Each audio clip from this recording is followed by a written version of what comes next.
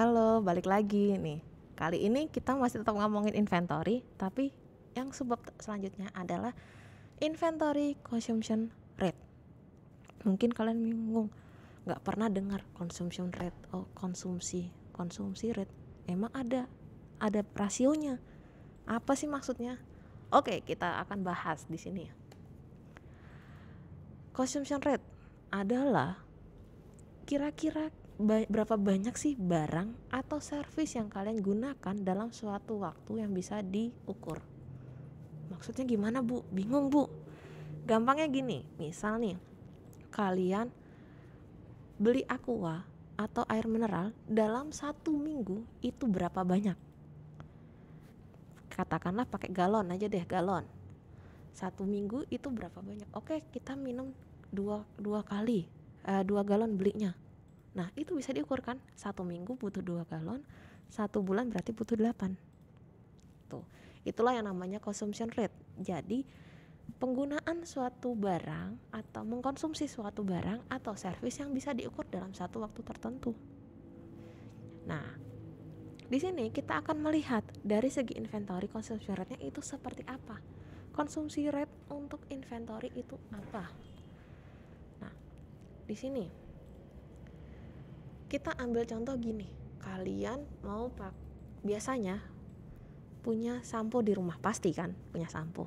Nah, pernah nggak terfikirkan dengan kalian ketika kalian menggunakan sampo satu botol itu untuk 1 bulan. Nah, tapi ternyata kalian masih di gudang atau di tempat kalian tuh kalian punya 2 botol.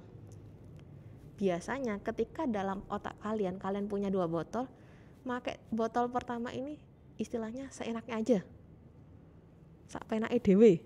Nah, karena kalian mikir kalau botolku habis, sampoku habis, otomatis aku masih punya sampo yang lain. Tapi beda halnya kalau kalian cuma punya 1 botol, kalian akan mikir gimana caranya nih sampo bisa bertahan selama 1 bulan. Entah nanti tinggal dikit ditambahin air, dikocok-kocok, dipakai lagi, yang penting ada sabunnya, ada busanya. Nah, inilah yang dimaksudkan dengan consumption rate. Kalau biasanya dalam bawah alam sadar kita, ketika kalian punya barang cadangan atau lebih banyak barangnya, kalian akan lebih menggunakan lebih banyak. Sama halnya kayak aqua atau air mineral. Ketika kalian ngerasa, oh aku masih punya galon yang lain deh, yang ini galonnya biasanya 1 minggu untuk 2 galon untuk 1 minggu, kalian punya 3 galon, ya udah secara nggak langsung di bawah alam sadar kalian biasanya udahlah pakai buat cuci tangan, buat apa, buat macam-macam. Nah, itu kan kayak oke, ngerasa aku punya cadangan kok, maka ini habis nggak apa-apa, masih ada satunya lagi. Semakin banyak barang yang kalian punya, secara bawah alam sadar kalian akan menggunakan lebih banyak. Tuh. Nah, lucu kan? Nah, inilah yang dinamakan dengan ketika istilahnya kalian merasa aman lah ketika ada barang yang lain gitu. Nah, our consumption rate is change with amount inventory we have. Konsumsi rate kita akan berubah dengan sejalan dengan inventory yang kita punya. Semakin banyak inventory yang kita punya, otomatis konsumsi kita akan semakin tinggi. Sama kayak tadi sampo. Biasanya 1 bulan hanya pakai sampo 1 botol, tapi punya 2 botol, ngerasa aman, makanya seenake dhewe, makanya saya sebanyak-banyaknya. Tapi kalau misalnya satunya ini kalian cuma punya satu botol bertahan 1 bulan. Nah, ini juga kita samakan untuk consumption rate di inventory.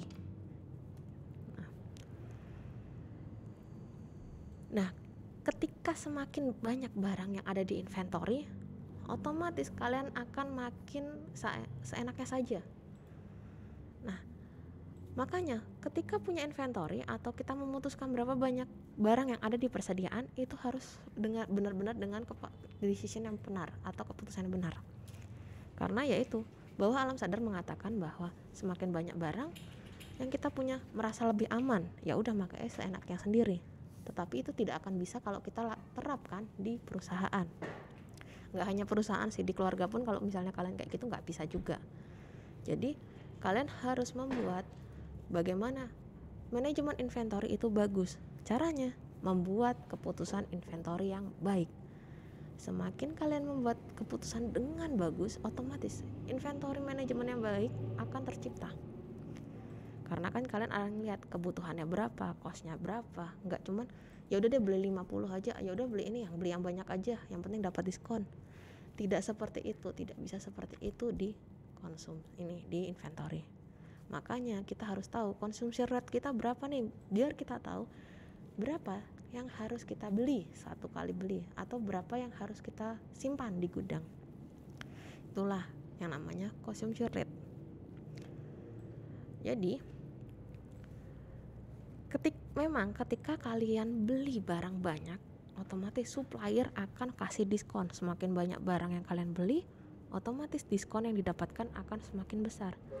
Tetapi kalau kalian hanya memikirkan diskon tanpa yang lainnya, penggunaannya, cost-nya, storage-nya, diskon yang diberikan supplier tadi malah akan menjadi buruk untuk kalian.